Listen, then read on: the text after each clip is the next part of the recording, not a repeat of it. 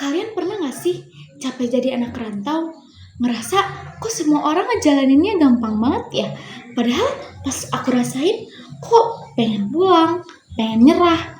Tapi di satu titik aku ingat lagi alasan kenapa aku pergi dari rumah. Kalau kamu lagi ada di fase capek jadi anak rantau, mungkin video ini cocok buat kamu.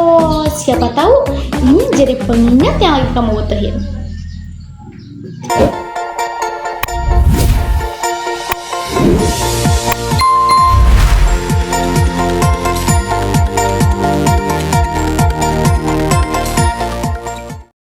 Jadi anak rantau tuh ternyata gak cuma soal jauh dari rumah, tapi soal belajar kuat di tempat yang asing.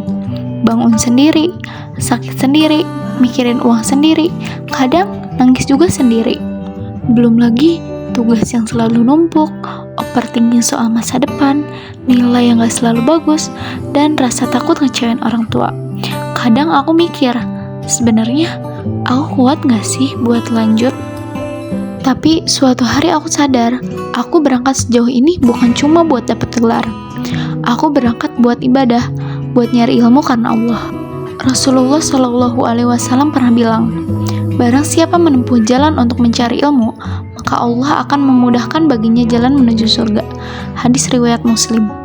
Kadang kita lupa, capeknya kita sekarang tuh gak sia-sia di mata Allah.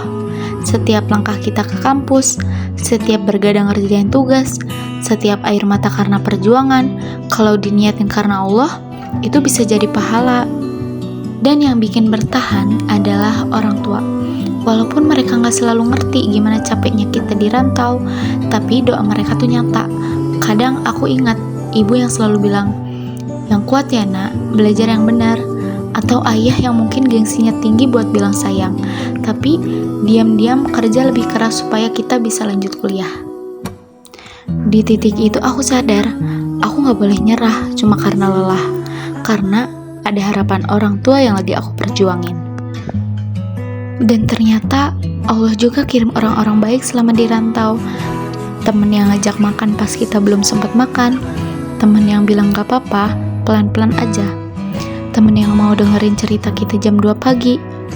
Itu kecil, tapi ngaruh banget. Kadang support system bukan orang yang nyelesain masalah kita, tapi orang yang bikin kita ngerasa kita gak sendirian.